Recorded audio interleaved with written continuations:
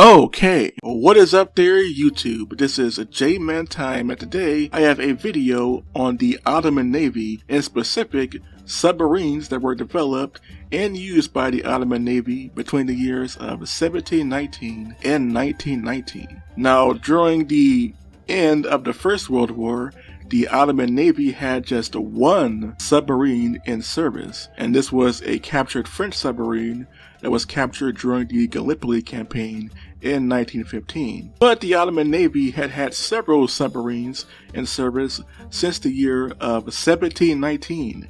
Yes, 1719. The Ottoman Navy was one of the first navies to use submarines, not in combat, but at least to have them in service in some capacity, going all the way back to the 18th century and lasting all the way up until the end of the Ottoman Empire, beginning in 1918 through 1922. So let's go over some or all of the submarines that served in the Ottoman Navy from the 18th century towards the end of World War I and the beginning of the Turkish War of Independence in the early 1920s. Now, the first Ottoman submarine or submarines were developed way back in 1719 during the reign of Ottoman Sultan Ahmed III.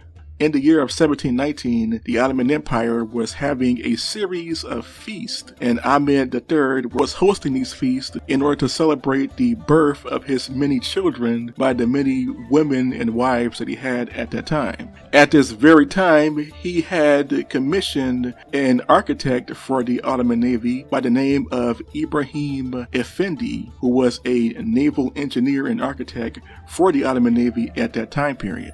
Effendi had developed at least 3 early wooden experimental submarines for the Ottoman Navy, and the first wooden submarine was known as the Tatal Bahir. The Tatal Bahir was an experimental crocodile-shaped wooden submarine developed in the year of 1719. It was built using wood and tar. The tar was used to seal off any cracks within the wooden hull so that the submarine could actually submerge. Now, the Tatal Bahir was a 15-meter long or 49-foot long wooden crocodile submarine and was technically the first submarine to serve in the Ottoman Navy, only for a short period of time.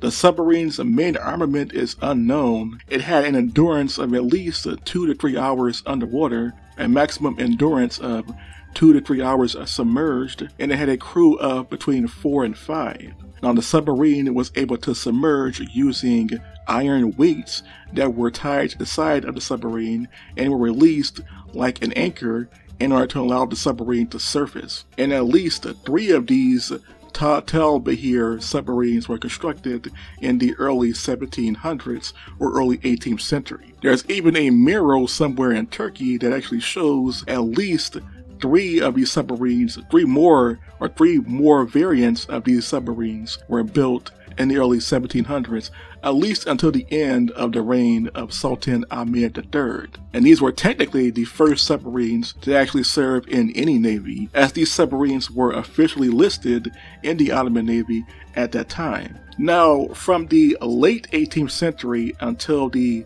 late 19th century, the Ottoman Navy had no submarines at all. That was until the year of 1886, when Ottoman Sultan Abdul Hamid II decided to order 2 experimental submarines from Great Britain. And these were 2 experimental British-built Nordenfeldt submarines that were actually based on 2 other submarines that were built in the year of 1884. And these 2 experimental submarines were commissioned into the Ottoman Navy in 1886 as the Abdul Hamid class of steam-powered submarines that served in the Ottoman Navy from 1886 until 1914. And they were 2 submarines, the Abdul Hamid and the Abdul Masid. Both submarines had a displacement of 100 tons. Their main armament were 2 35mm Nordenfeldt crank-powered autocannons and 2 356mm 35.6 centimeter 14-inch Whitehead torpedo tubes, and these were Whitehead torpedoes that are manufactured both in Britain and Austria-Hungary. These submarines had a maximum diving depth of 160 feet or 49 meters, and they could stay submerged for at least an hour or so before having to surface for air. Now, these two submarines were actually powered by two LEM steam locomotive engines that were powered by coal. So you had a coal-powered steam engine powering these two Abdul Hamid Nordenfeldt type submarines. These submarines had a maximum speed of 6 knots surfaced and 4 knots submerged, and they had a maximum crew capacity of between 8 and 16 sailors and crewmen manning these two submarines. These were also some of the longest serving submarines in the Ottoman/Turkish Navy, as they served from 1886 until 1914. At the start of World War I, they were actually still in service, but during a few months of 1914, the submarines were decommissioned as their hulls were badly corroded due to poor maintenance, as the submarines had very poor maintenance crews, and these submarines hadn't had any refits done in over a decade by the beginning of World War I in 1914. So the ships were taken out of service and were eventually scrapped sometime between 1914 and 1950. But these were the first true submarines to serve in the Ottoman Navy, and they are also historically the first submarines to ever fire a live torpedo while submerged. In the late 1880s, when these submarines were being tested by the Ottomans, they actually tested a number of Whitehead torpedoes while these submarines were actually submerged, and they had a maximum diving depth of 160 feet. The next submarine to serve in the Ottoman Navy was actually a captured French submarine. This submarine was known in Turkey as the Mustasip Ambassy, also known in French as the French submarine Q-46 Turquoise.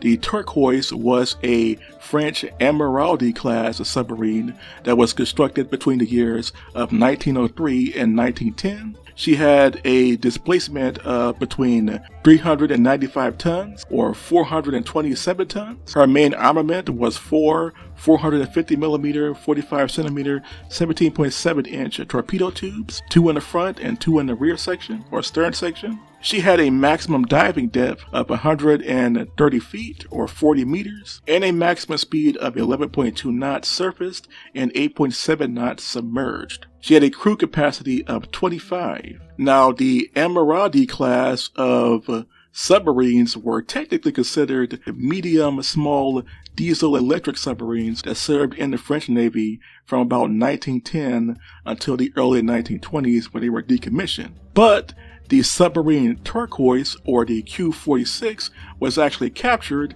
during the Dardanelles campaign in 1915. Now, during the Dardanelles campaign, both the French and British navies attempted to seize the Turkish Dardanelles, and during this assault, they used a number of capital ships and submarines in their failed attempt to capture the Dardanelles from both the Turkish Land Army and the Turkish Navy. On October the 30th, 1915, the submarine Turquoise was damaged by Ottoman Turkish coastal batteries and was forced to beach itself in the Dardanelles in an area known as Nigara Point. The submarine's crew was eventually captured by Ottoman forces, and the submarine Turquoise was later captured and commissioned by the Ottoman Navy in early 1916. From 1916 until 1918, the submarine served as the Ottoman Navy submarine Mustasip Ambassy, becoming the only true modern submarine to serve in the Ottoman Navy during its entire history. At the end of World War I, the submarine was laid up, and in the year of 1919, the submarine was handed back to the French as part of the armistice between the Allies and Central Powers that ended World War I in November of 1918 and the early part of 1919. Once she was returned back to France, she was later scrapped sometime between the years 1921 and 1922, thus ending the history of the French submarine Turquoise and the only modern Ottoman submarine for the time, the Mustasip Ambassy. And that's basically it. By 1920-1922, there was a major uprising in Turkey, which was now occupied by the victorious Allied powers after the end of World War I, and this would lead to the Turkish War of Independence, which lasted until about 1922-1923. Turkey would not receive any more submarines from any nation until the late 1920s. But these 3 classes of submarines were the first submarines to serve in the Ottoman Navy and were technically the first submarines to serve in the Turkish Navy, as Turkey was always the head of the Ottoman Empire. So what do you think of these submarines? Which ones were your favorite? If you ask me, the Abdul Hamid class of Nordenfeldt submarines, Nordenfeldt type submarines, were pretty much the strangest and goofiest of the Ottoman submarines to serve during the late 19th century and early 20th century. But what do you all think of this? Please tell me in the comments section below. And until next time, this was a J-Man Time signing off. Hold on, record.